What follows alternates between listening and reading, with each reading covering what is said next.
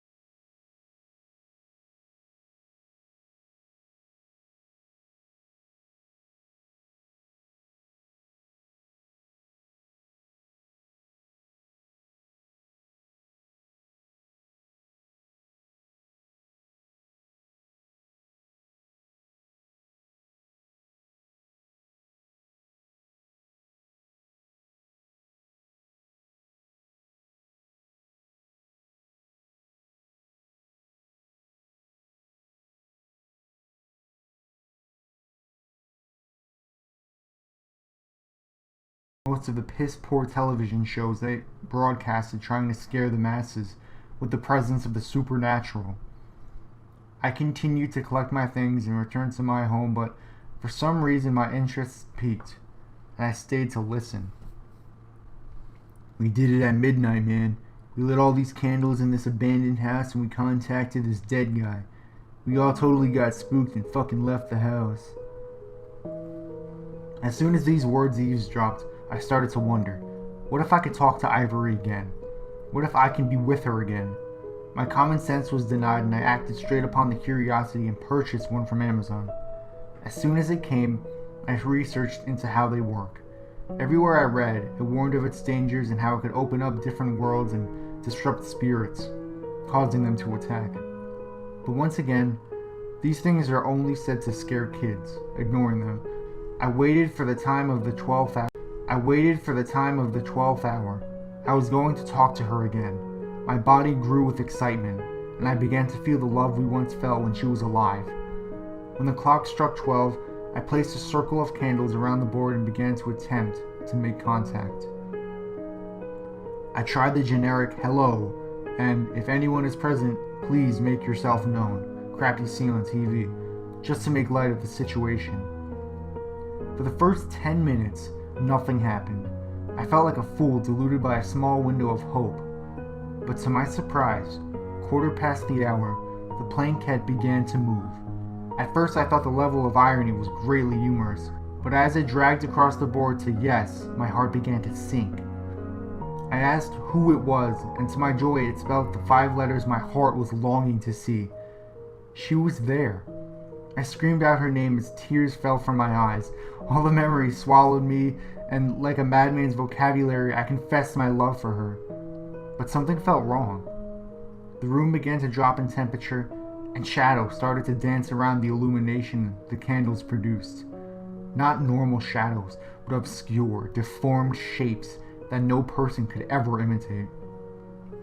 I shook my head, believing that due to my hysteria, I was making myself this way, and proceeded to call out to her. "Do you miss me?"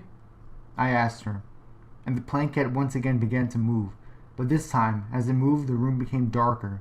Whispers beckoned from the walls, and the shadows crept ever closer to taking more hideous shapes.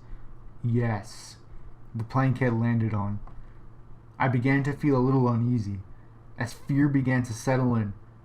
Maybe I should have heeded the warnings, but love pushed me onward. "Where are you?" I asked her.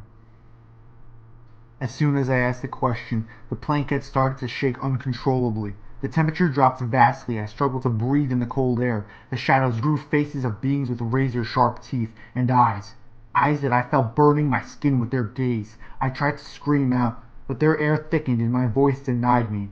I stared at the planquette as it spelt the word hell. As soon as the words were drawn, it repeatedly highlighted, "Help me!" Screams of agonizing pain echoed through the wind. The board lit ablaze as blood oozed from its charred remains. The shadows now were beside me, eating my shadow away, ripping its limbs apart and devouring its entrails. I swore I could feel the pain, but no damage was made unto me. The walls started to crack and blood trickled down. I couldn't help it. I screamed so hard that the air choked me, and as soon as I did, darkness. The flames from the board and the candle's flicker was quenched. I was submerged in the darkness for a while, crying to myself for what foul thing I had seen, and the knowing that Ivory was enduring the torments of hell. What could she have done, and why? Eventually I regained my sanity and decided to relight the candles. The light, I thought, would make me feel safer. I took some matches out from my pocket and ignited them to light them once again. I wished now that I could have stayed in darkness. She was before me, but not the porcelain-skinned girl I once knew. Her hair was matted, falling out in maggot-infested clumps. Her eyes were now black sockets oozing with green-black liquid. Her skin, gray and dead, smelling like rotting flesh. And her mouth, spewing forth fluids and blood, was open like she was screaming. But no noise, not a single accent came forth. I couldn't help but stare back, and as I fainted, as I slept in my states of shock, she was there, still screaming her silent screams I could only watch, and ever since, she is there, constantly. She follows me, haunting my day from wake, waiting and watching as she screams silently. The vision never dies. In pitch black or blazing light, her clarity remains. I wish I never unleashed this upon myself, and I could have just let her die. I wish I could have moved on. But now, she is my reminder. I cannot escape it. Even psychiatric help wasn't my solution, as not only did it feel like a degrading session of my time, but she stood above me, staying there like a graven image of atrocity.